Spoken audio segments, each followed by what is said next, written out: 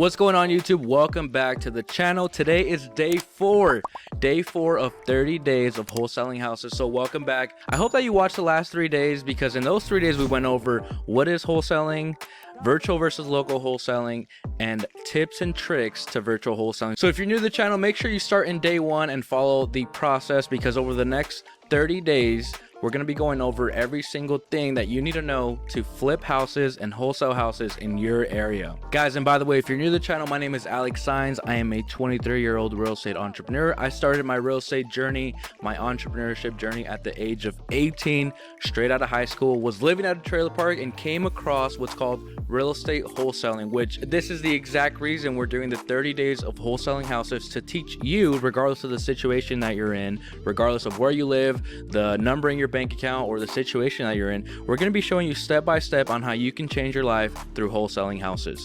Again, I want to reiterate this over and over again. My intention with this channel is to give you guys free training. Okay, you don't need to buy a course to make money in real estate. So please take these 30 days of wholesaling houses, the 30 plus videos that we're going to be doing, take them very seriously. Grab your notes, get ready, get your mind ready, take a deep breath, and let's go.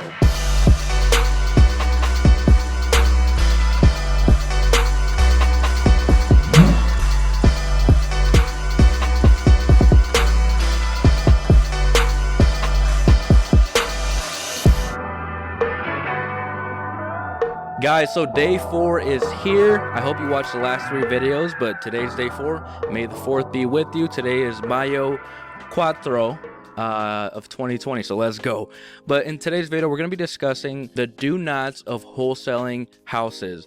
Now, throughout this channel, I'm going to be explaining a lot of things to do, but these are the main do nots, okay? You do not want to ruin your journey. You don't want to stunt your growth. You don't want to go through a bunch of headaches throughout the process. I want to minimize every single error that you can possibly make during this process. Guys, so here we go. The do nots of wholesaling. Number 1. Look, this is going to make a lot of sense, especially when you start to do deals. Again, I know that a lot of you guys are excited to literally get everything. Look, if you want everything, like today, we do have a wholesaling course that you can buy, but again, you don't have to, because I'm going to be explaining a lot of, like, 99% of the stuff. So make sure you're subscribed to the channel. Now, the number 1 thing that you do not want to do is you never, ever, it doesn't matter the situation, you never market a property that you don't have under contract.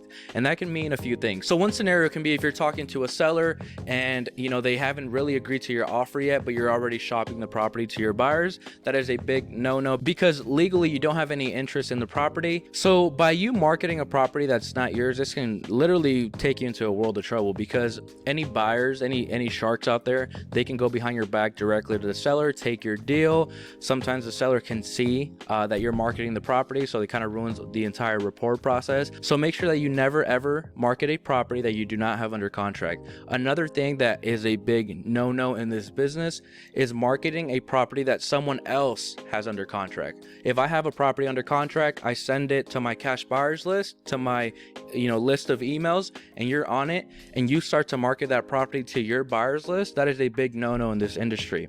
That's called daisy chaining, and you never ever want to do that. The only time that is acceptable is if you have the person's permission. So if you say, hey Alex, if you say, hey Alex, I see that you sent a property here in Phoenix, can I send it out to my buyers list? Sure. Most of the time investors will say yes, because that just means more eyes on the property that they have.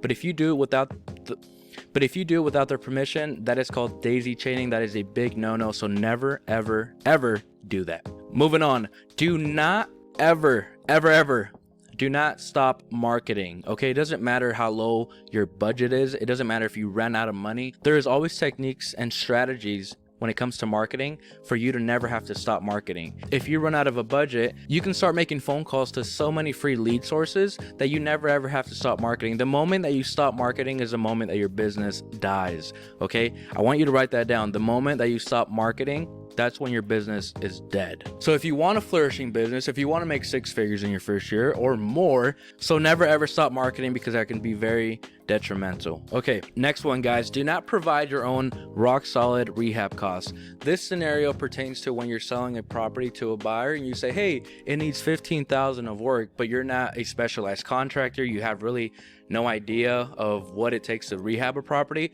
So make sure, especially once you're getting into the game, you really don't know what it costs to fix up a kitchen, fix up a restaurant or a bathroom, you know, do the roof, tile, blah, blah, blah, right? You really don't know, and you don't have enough information or experience. So when you're selling a deal, when you're wholesaling a deal, assigning a contract to a buyer, never ever give them rock solid rehab costs. Give them only estimates. For example, if a house approximately needs $30,000, you tell them, hey, the house approximately needs $30,000. Don't ever solidify your rehab costs, because that's just going to make you look like a fool if he comes back and says, hey, this house needs $50,000, $60,000. So make sure you disclose that to your buyers when you are selling deals.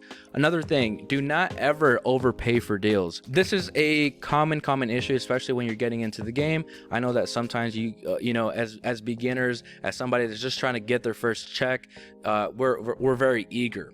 But don't let your eagerness overpay for a deal, because look, if you overpay for a deal, number one, you're messing with that seller. You know, it's not of good intention. It's just, you really don't know if you can sell the deal.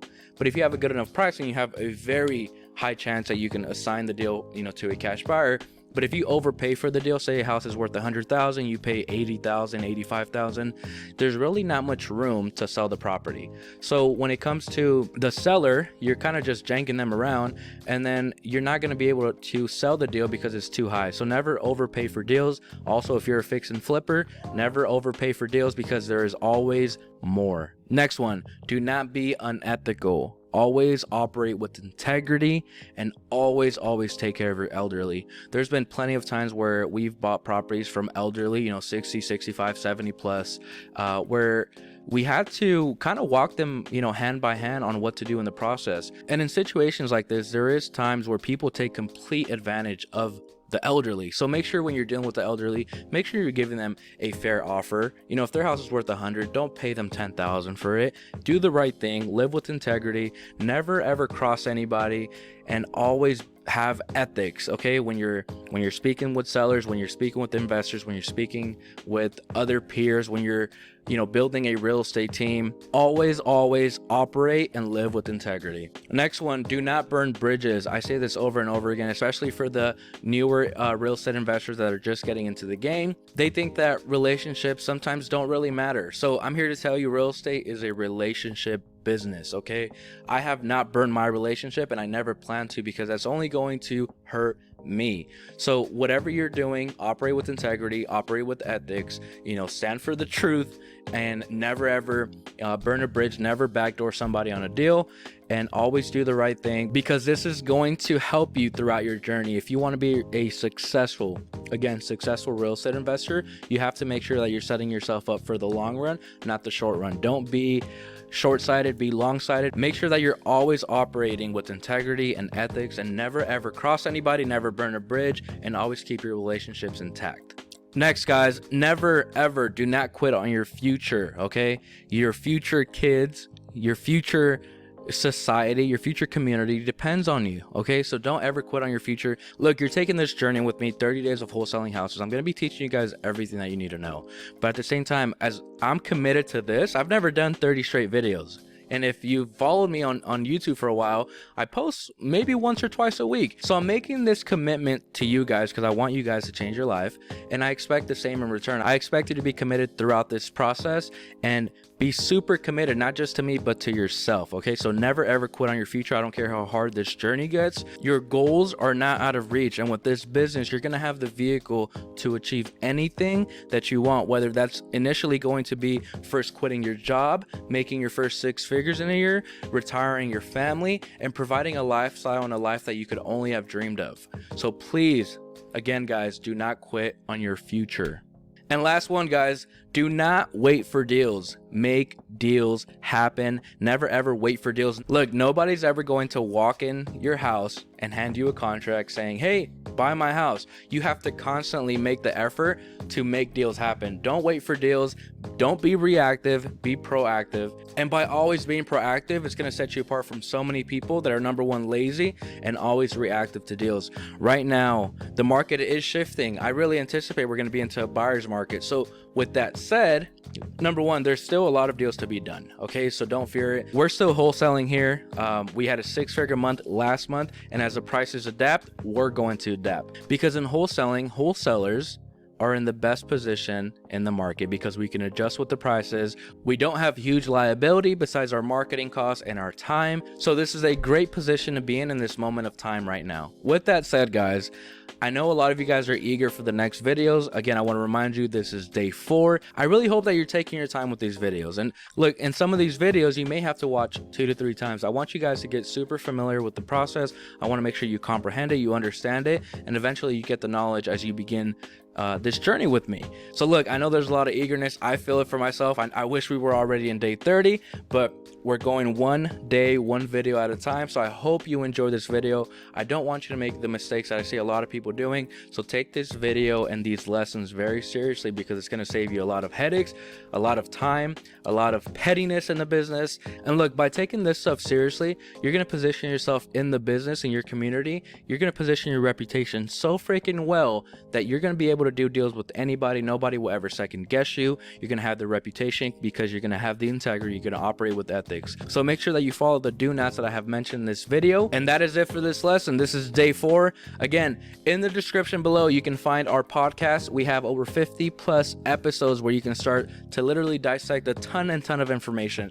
And also make sure that you text YouTube to the number below right here. That way we can communicate back and forth, ask me any questions on there. And again, I want to remind you guys that we do have a wholesaling course. Again, you don't have to buy it. I'm going to be giving away all the information that you need throughout this channel and this journey. But if you do want to expedite the process, you can find the link to the course in the description below. And also, guys, in the description of this video, you can find a handful of services that I personally recommend for your real estate business. Check that out in your own time. It's very valuable information and services that have made a huge impact in my business and have generated us hundreds and hundreds and hundreds of thousands of dollars. And lastly, guys, again, 30 days of wholesaling houses. I'm actually having a lot of fun. It's day 4. I'm excited to take you along the learning process. I'm excited to show you everything that you need to know from A to Z about the business so you can make it happen in your market, in your city, and make a ton of money and revenue. And guys, that is it for day 4. Guys, make sure, please like this video. It helps us rank in the YouTube algorithm. So it'd be greatly appreciated if you like this video.